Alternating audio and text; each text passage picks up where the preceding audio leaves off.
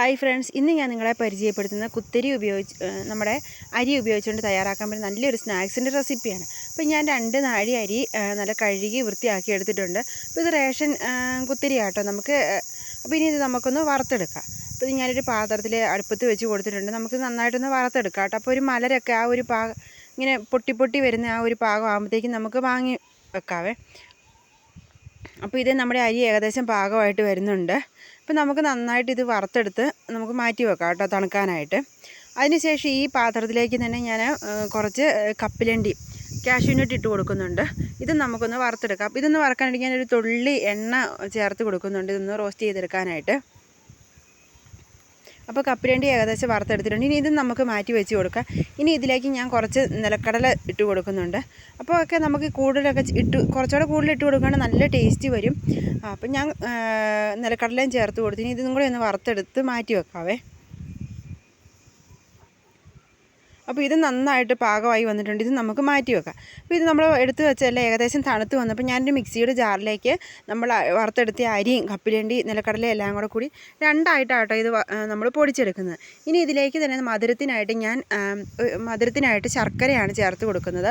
അതുപോലെ തന്നെ ഒരു മുറി തേങ്ങായും മധുരത്തിന് ആവശ്യമായതൊരു ശർക്കരയും കൂടി എടുക്കുന്നുണ്ട്. അതും കൂടി നമ്മൾ ഇതിൻ്റെ കൂട്ടത്തിലിട്ട് പൊടിച്ചെടുക്കുന്നുണ്ട്.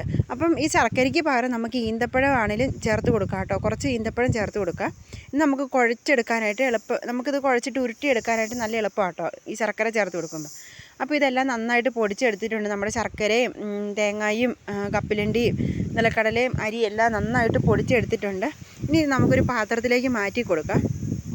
ഈ പൊടിയായിട്ട് വേണമെങ്കിലും നമുക്ക് കഴിക്കാം. പിന്നെ ഇതിങ്ങനെ ചെറിയ ബോളായിട്ട് വെക്കുകയാണെങ്കിൽ കുറേ ദിവസങ്ങൾ ഇത് നമുക്ക് സൂക്ഷിച്ച് വെക്കാം. കുട്ടികളൊക്കെ ആണെങ്കിൽ സ്കൂൾ വിട്ട് വരുമ്പം അവർക്ക് കഴിക്കാനായിട്ട് നല്ല. അപ്പോൾ ഇതിൻ്റെ കൂടെ ഏലക്കാപ്പൊടിയൊക്കെ ചേർത്ത് കൊടുക്കാം. അപ്പം ഞാനിതെടുത്തിട്ട് ഇതേമാതിരി ചെറിയ ബോൾസ് ആക്കി എടുക്കുക കേട്ടോ. അപ്പോൾ കുറച്ച് പൊടിയായിട്ട് മാറ്റി വെക്കുന്നുണ്ട്, കുറച്ച് ഇതേപോലെ ബോൾസ് ആക്കി എടുക്കുന്നുണ്ട്. അപ്പോൾ വീഡിയോ ഇഷ്ടമായാൽ ഒന്ന് ലൈക്ക് ചെയ്യാനും കമൻറ്റ് ചെയ്യാനും ഷെയർ ചെയ്യാനും മറക്കരുത്. അതുപോലെ തന്നെ സബ്സ്ക്രൈബ് ചെയ്യാതെ കാണുന്നവർ ഒന്ന് സബ്സ്ക്രൈബ് ചെയ്യാനും മറക്കരുത്. അപ്പോൾ ഇതേപോലെ ബോൾസ് ആക്കി വെച്ചിട്ടുണ്ട്. അപ്പോൾ ഈ ബോളാക്കി വെക്കുമ്പോൾ നല്ല ഉറപ്പിലിരുന്നോളൂ. പക്ഷെ നമ്മൾ കടിക്കുമ്പോൾ നല്ല സോഫ്റ്റായിട്ട് നമുക്ക് കിട്ടും.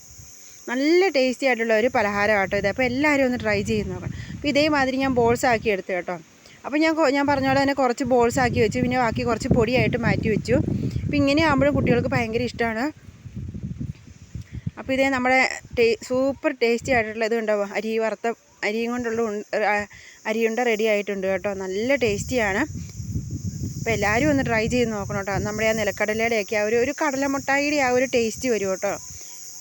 അപ്പോൾ അടുത്ത ദിവസം മറ്റൊരു വീഡിയോ ആയിട്ട് വരുന്നത് വരെ എല്ലാവർക്കും ബൈ. വീഡിയോ ഇഷ്ടമായാലും ഒന്ന് ലൈക്ക് ചെയ്യാനും കമൻറ്റ് ചെയ്യാനും ഷെയർ ചെയ്യാനും മറക്കരുത്. അതുപോലെ തന്നെ സബ്സ്ക്രൈബ് ചെയ്യാനും മറക്കരുത്.